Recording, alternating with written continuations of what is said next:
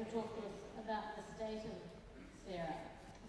To give you a bit of background on Dan, he was born in Grand Rapids, Michigan in the USA, where he attended the Sacred Heart of Jesus Elementary School and West Catholic High School. He obtained a BA in Political Science from John Carroll University in Cleveland, Ohio, a Master's in Public Policy from the University of Michigan, Ann Arbor, Michigan, and a Master's of Management from the Kellogg School of Management, Northwestern University, Evanston, Illinois. So I guess he's no intellectual slouch. He's a Vice President for a community bank in Grand Rapids, where he's been a community banker for 25 years. He's also served on several non-profit corporations boards, including Treasurer of the Land Conservancy of West Michigan, 2008 to 2010, and Treasurer for the Holy Family Radio, 2008 to present. He joined the Sarah Club of Grand Rapids in 1997 and was president of the club from 2003 to 2006 before joining the board in 2009.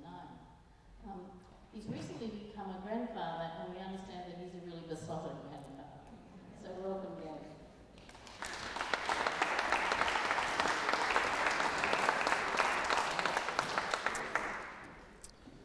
Thank you, Ann. Before I start, a quick thank you to David Connell and Frank McCulloch for their work in organizing this. I'm sure that there were many other people involved in making this convention happen, but I cite David and Frank because I'm a believer in leadership, and leadership matters, and leadership is accountable, and they're free to share the credit with the people who really did the work.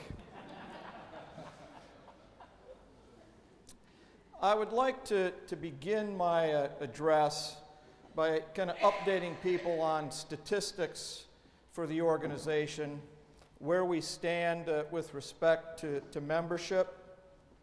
I think that numbers are important for an international organization. People need to know where we stand, where we're going.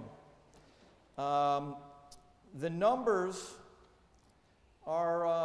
can be discouraging in one sense. When I joined Sarah, I think we had over 20,000 members worldwide.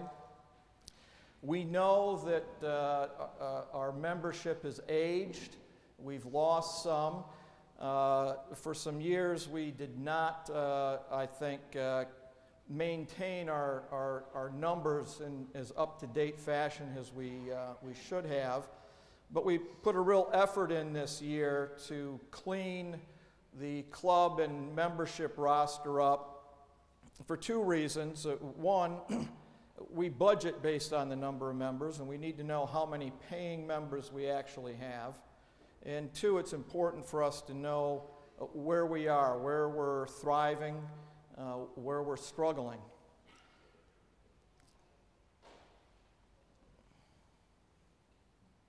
Oops, excuse me.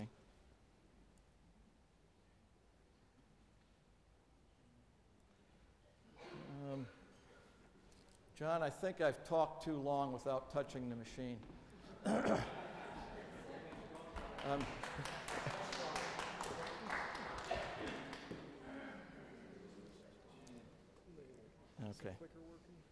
I haven't tried it yet. No. Okay. That's fine. First, this is a summary of our membership. These would be clubs and members that we build most recently for the July to December 2015 cycle. You can see our strength remains in the United States. We have very good presence in Italy, Brazil, pretty good numbers, I think, in Thailand, Mexico, Central America, we're down. The Philippines, I think, is still a good presence. Good clubs in Canada, most in the Toronto area, not exclusively. You see the numbers for ScansPAC. We're struggling in Great Britain. This is a problem area for us. We're doing very well in Nigeria. We have a presence in India.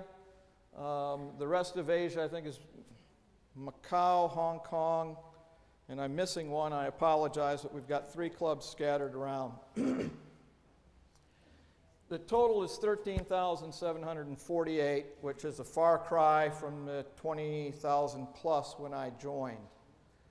I would note that this does not include any clubs in South America outside of Brazil.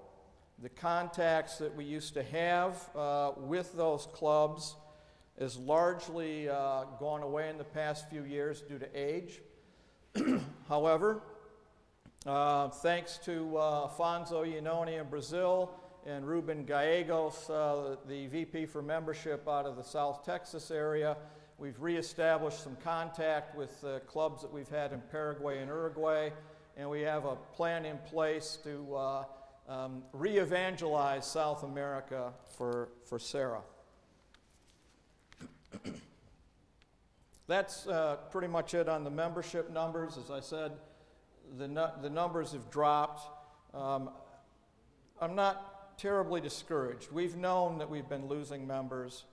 Now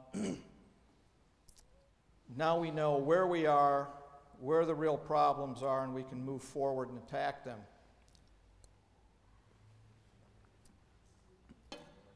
I want to talk about some of the things that I think we did accomplish the past year. Despite the decline in membership, we have added clubs. We're adding clubs in Brazil. We've added a club in Italy. We've added some clubs in the U.S. and a club in Thailand.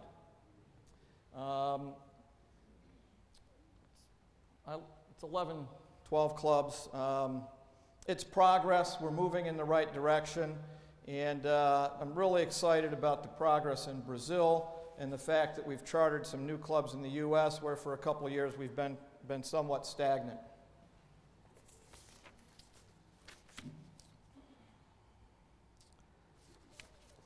Next, I'd like to talk about member services. We did resume publishing the Sarah magazine.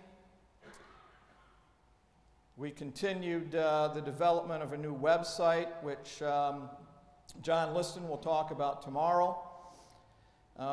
We issued, I think, 6 calls for Sarahans United in Prayer. We did most of those, I believe, in the 4 major languages. And one of the things that we've done is improve our relationships with the hierarchy, in particular the United States Council of Catholic Bishops. Here is a picture from the Sarah rally in Houston, Texas in January. Joining the 3 people that are joining me, one is Bob Labatt, who's been the president of the U.S. Council. The young lady in the middle, Rosemary Sullivan, is director for the USCCB's Committee for Clergy, Consecrated Life, and Vocations. She's been a real aid to the Sarahans in the United States as we deepen the relationship we have with the bishops there. Well, I don't have a picture from Rome, unfortunately. We also were blessed to have a meeting with Cardinal Stella, the prefect for the Congregation of the Clergy. We also met with Archbishop Carlos Jorge Patron Wong, who is the Secretary for Seminaries. And one thing that I want, 2 things that they conveyed to us that I want to share with you. First, they know Sarah. And they know Sarah because of the work that people like you do around the world. They hear about Sarah from the priests and the bishops that have Sarah clubs in their communities and who tell them about the wonderful work that Sarahans do for them. So for that I thank you, and I want to assure you that in Rome at the Vatican, the Congregation for the Clergy, they know Sarah, they care about Sarah, and they want you to know that they pray for you as much as you pray for them. Finally, with respect to relationships with the clergy, we're making plans to sponsor some events related to the canonization and also to have a presence at the World Council of Families in Philadelphia in September to, again, keep Sarans and what we do in front of the bishops, who I think are very important to our long-term success. Next, administration and finance, which is not terribly exciting, but it is important. One of the goals of recent boards has been to improve our financial management. In 2013 and 2014, we were spending more money than we were bringing in for a number of reasons. We had to take some advances from the foundation to cover some of our operating expenses. And I'm pleased to report that we've made some progress in turning that situation around. Between December 31st, 2013 and December 31st, 2014, we reduced our total debt by $50,000. More importantly, between the end of 2014 and the end of May, we reduced our debt by another $100,000, and we had reduced it about another $7,000 in June.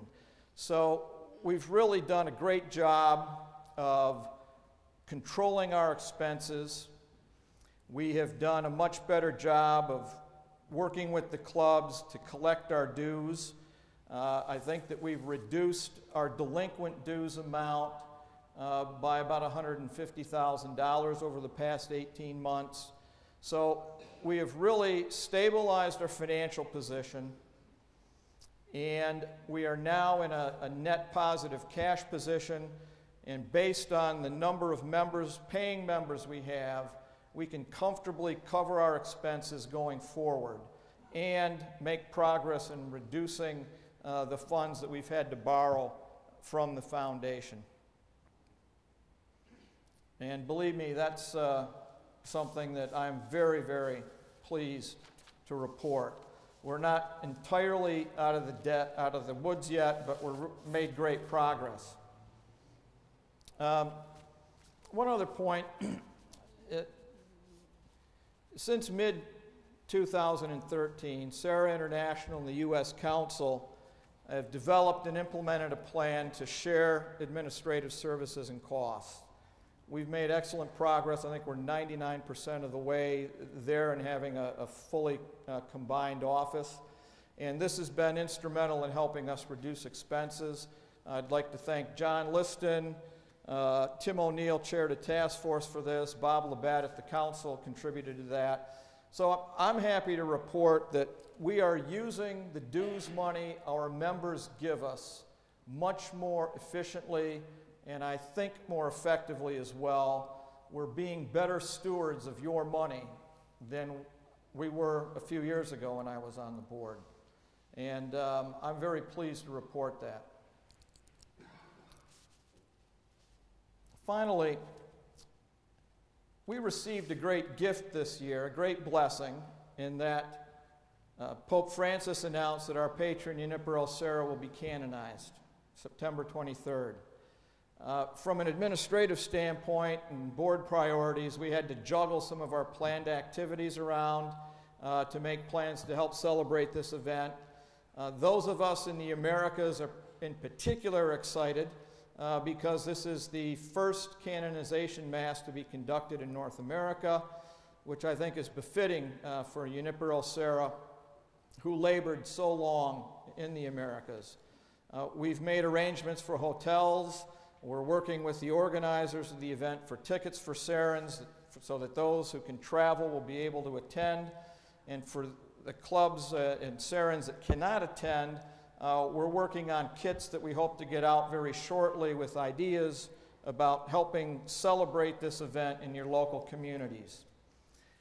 I want to really urge people, this is a great opportunity to promote the apostolate and start growing our membership again. This provides a wonderful opportunity for us to be on the map, in the news, with some public awareness. And we're doing everything we can at the board level, the council level, to take advantage of this opportunity. The most fun part of any Sarah president's tenure are visits to clubs. My work schedule limited my travel, but I was able to get out to a few. I visited Sarah's council in Italy and Rome when we were there. I was able to get to Aparecida, Brazil in November of 2014. That proof that I was there. I missed the Brazilian Saran celebration of 50 years that there had been Sarah in Brazil, but I was able to visit with Sarans in São Paulo, Rio de Janeiro, and to attend a Saran pilgrimage to Our Lady of Aparecida. There were over 800 Brazilian Sarans that were in Aparecida for that event. I would encourage any of you, if you get an opportunity to go to Brazil, go in November, contact some of your fellow Sarans, and attend the pilgrimage to Aparecida. It's a wonderful trip. The Brazilian Sarans are very, very hospitable, very generous and welcoming, and every Saran should try to get there. Another picture from Brazil. I really enjoyed meeting the gaucho and of course flying my own colors from the state of Michigan and the University of Michigan. I mentioned the Saran Rally in Houston, Texas. This was a large gathering of U.S. Sarans. The International Board also met there. And this picture is your recent, present, and future leadership group. You can see John Liston, myself, Sean Yao, past president, still past president till tomorrow, and Tim O'Neill, the president-elect. John and I have the biggest smiles, and I don't remember why. But it may be because I knew that I had a successor and that I was on the back end of my time. I also visited Phoenix, Arizona. This is a picture with Bishop Olmsted and his vocation director, a real dynamic sister who actually has some ties to Australia, and she was going to try to get here but couldn't make it. I attended a priest appreciation dinner there, a couple hundred attendees, and I gave my sort of standard little talk about Sarah clubs and how important they are. And afterwards, I was standing with my host and some of the other Phoenix Sarans, and a young woman came up, and she was really excited, and she said, "Oh, this was a wonderful event. I really had a great time. I'm going to join your club." And she went away, and I thought, "Oh, that's fantastic." And my host leaned over, and he told me, he said, "She'd have to become Catholic first."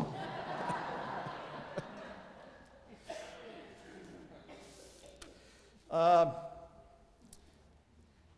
also visited South Texas, 5 clubs down in South Texas. Ruben Gallegos, one of my fellow board members, vice president of membership, said there'd never been a Sarah International president in South Texas. He invited me down. I'm here with Bishop Flores, the district governor, Dolores Gomez, and Ruben. Had a wonderful visit down there. The relationship that Sarans everywhere I went have with the sisters and priests that they deal with is really, really a joy to see. You get a sense in Sarah that there is genuine affection between Sarans and the priests and the religious that they work with. And it's one of the great blessings, I think, of our apostolate.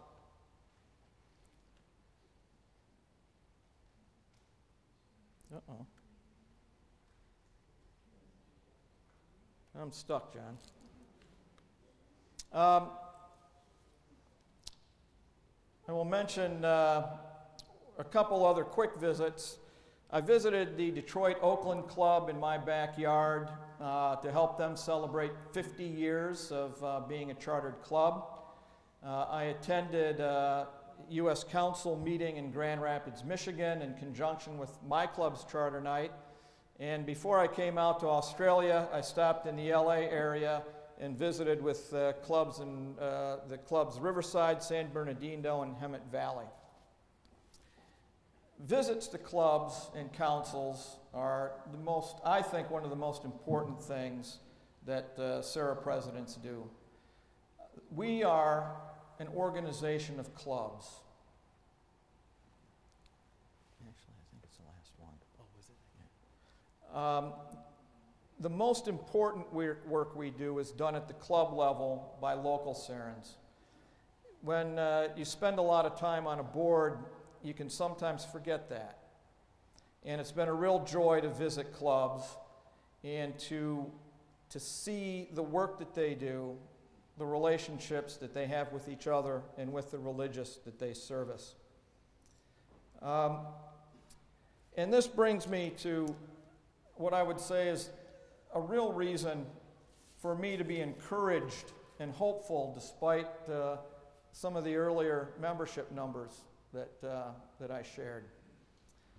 I found a great enthusiasm for Serra and its mission everywhere I went, both with the Serrans I met, the priests, the sisters, and the bishops I met. This is an important apostolate.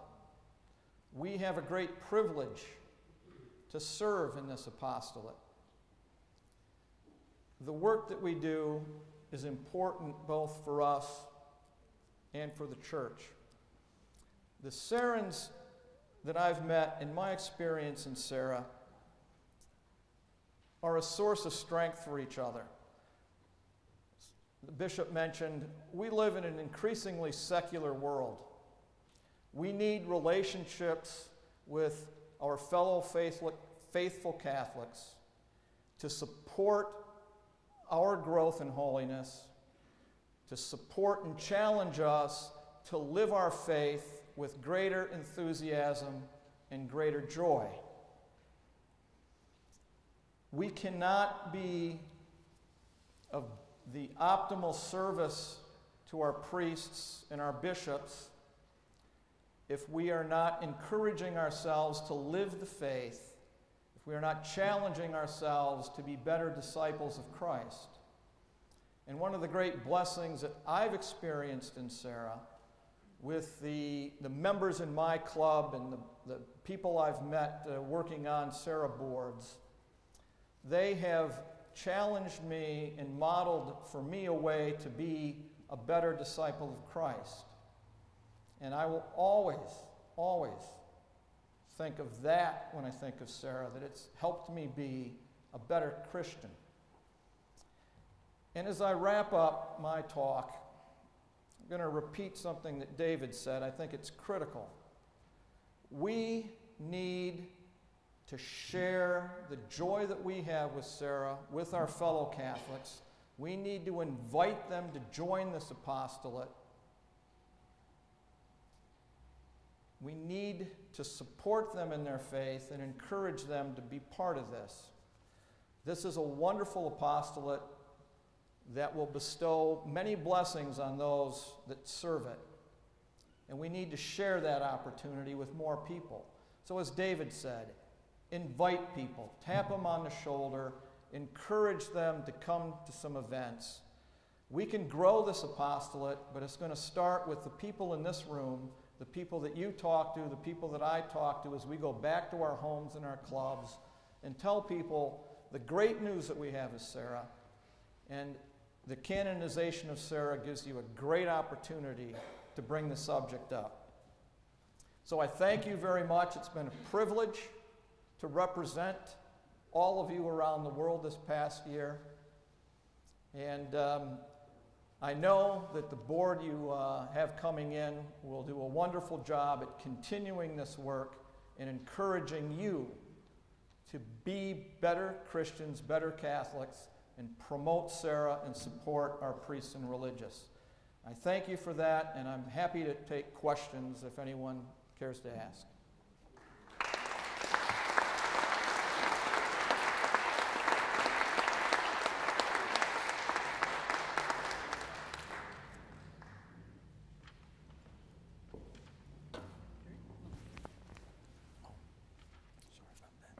So any questions for Dan?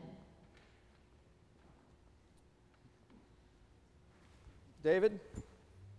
Daniel, thank you very much. The question that's on my mind is, I know I'm new to Sarah, and I noticed that there's a change of president every year. I mentioned earlier I'm involved in strategy, and it seems to me that's a pretty short time for a president of a large organisation to implement any serious strategies. Has Sarah ever thought about longer-term presidency, or is there a reason why it's 1 year? Sure, I'd be happy to address that. The question, just to be, in case some people didn't hear it, that David has is that the terms for presidents and for officers are 1 year, and his question is, comment is that it seems like a short time, and has there been consideration of a longer term? Yes, there has been. It's something the board has talked about off and on for probably 15 or 20 years. There are some legal requirements in the United States for having conventions and delegate meetings every year, and that kind of drove the original idea of 1 year terms.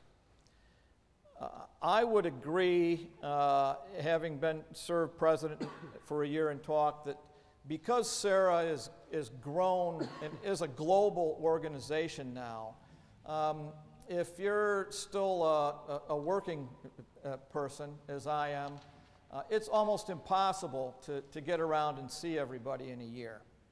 A 2-year term would kind of allow a president to stretch things out and visit more people.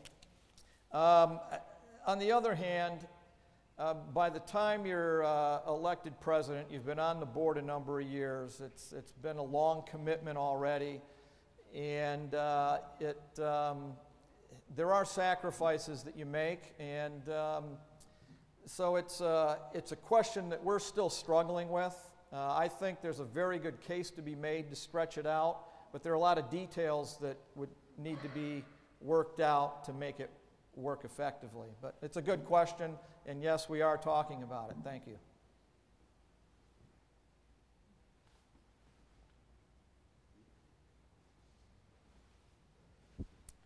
Going back to the question related to 2 year terms, there are delegates, I beg your pardon, members of the board who are elected 2 year terms, the secretary and treasurer and alternating years, plus a number of trustees each year are elected for 2 years. We have looked over a period of time at the 2 year question, and starting at the district governor level, it at one time was customary to be a governor for 2 years. But what we found was that the man, at that time there were only men, they performed better in year 1 than they performed in year 2. Because the bylaws were changed to reflect 1 year terms for governors, and the feeling at that time was maybe we would have a lot more difficulty getting a person, a man or a woman, to serve 2 years as the president, which means the president-elect would have to serve for 2 years. And that, quite honestly, taking time away from your family, taking time away from your work, it's, unless you're retired and independently wealthy, it's impossible, quite honestly, if you're going to fulfill the responsibilities of that position. Thank you, Bill. It is, as Bill said, it's been looked at and talked about. It is a sacrifice to serve, and I think that's one of the biggest reasons that to date, when we've looked at it, we've left it the terms at 1 year. Matt? I just second that. There's no way I could have ever been international president for 2 years, leaving my wife home and 6 children, because I had all around the world. I was very fortunate that help me out, and I could take some time off, and she made this great sacrifice, probably maybe 1 or 2 trips, but certainly couldn't have been done. Yeah. And you would probably have been on the board for 2 years, president-elect for 2 years, president for 2 years, past president for 2 years. You're talking like 9 years on the board. It's important to have new blood go in on the board. Yeah. And those are all. Yep.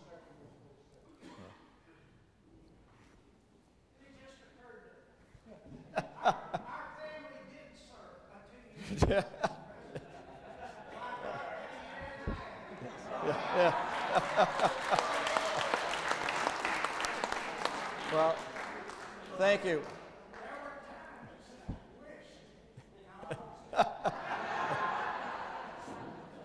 Very good. Blessy? I would like to ask this question, Mr. President, but first of all, congratulations for a job well done. Well, thank you.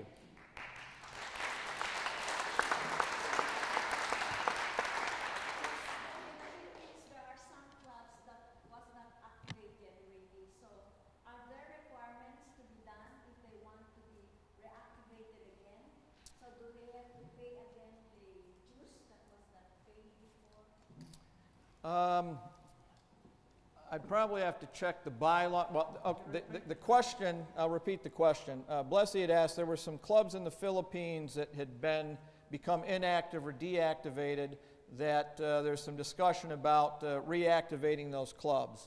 I'd have to check the bylaws for details, but I think that the most important things about becoming active again would be the commitment to at least begin paying current dues. We might have to look at if there were delinquent dues from years ago and what to do with those.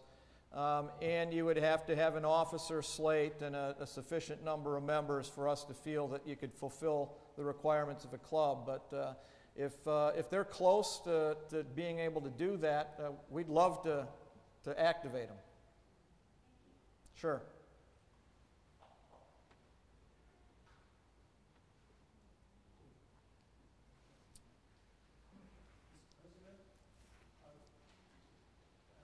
Bishop Hannah mentioned adoration has a big influence on vocation.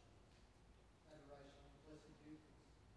Has the Sarah International been encouraging adoration in their clubs, or is it better to encourage it in the parishes in which the club members are in? Well, first, we do encourage it, and if you go to the... Oh, I'll repeat the question. I'm sorry. The question involved Eucharistic adoration and whether or not Sarah International encouraged clubs to do it or for club members to do it in parishes.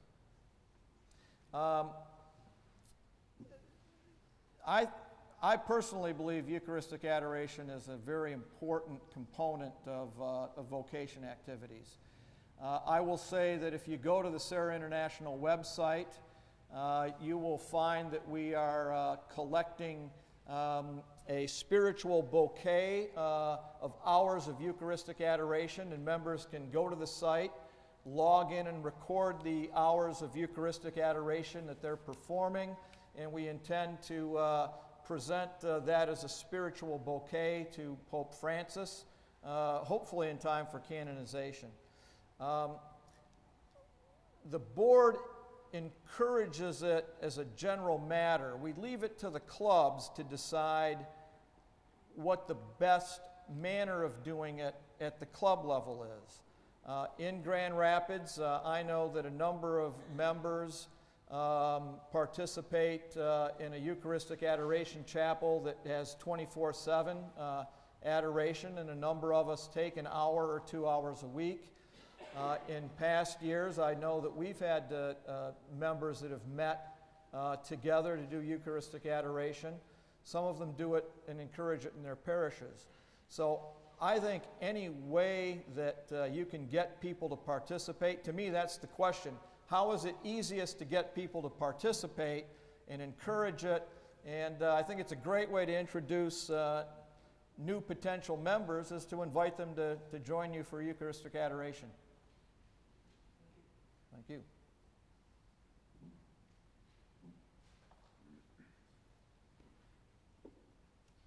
Are you all done?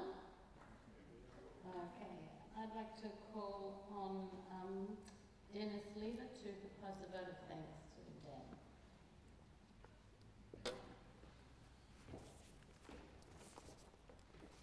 Well, thank you, Anne, and thank you, Dan. Can you all hear me?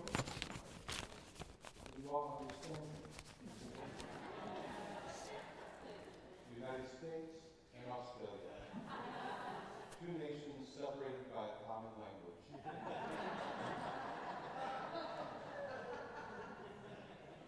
Well, good afternoon. Bon dia. Buenas tardes. Buonasera. And good day. That's the best I can do. Dan, I want to thank you for sharing with us the state of Sarah and to reawaken in us the recognition that we Sarans may speak with different tongues, but we have only one heart. And that is the commitment to the reality that without the priest, there is no Eucharist. Without the Eucharist, there is no church. I joined Sarah principally because, well, not that priests need me, but because I need priests. And Dan is, I think, a little too shy to tell you a little bit of his background, the same background I share, in the Sarah Club of Grand Rapids, Michigan. This is an historic time in our history of Sarah in Grand Rapids. Grand Rapids, if you look at the northern America map, this is down under, and that's up top, I guess. We're the peninsula that looks like a hand, and so it's extended in greeting. So I just say to you that the distance from Grand Rapids to Melbourne is the same distance as Melbourne to Grand Rapids, and you're always welcome. But in the years of our existence in 1948, we've been proud to have not one, not two, not three, but 4 Sarah International presidents, more than any other Sarah Club in the world. And this week marks not only Sarah Club of Grand Rapids' son as president of Sarah International, but also as president of the National Council of the United States. John Osterhart is here. John, you can stand up and be recognized because you're from my club.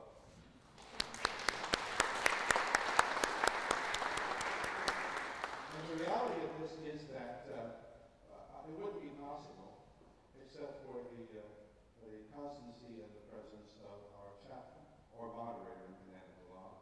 And I'm proud to say that our moderator is here, Monsignor Edmund Hinkevich. Would you stand, Monsignor? He and Monsignor Larry McDonald.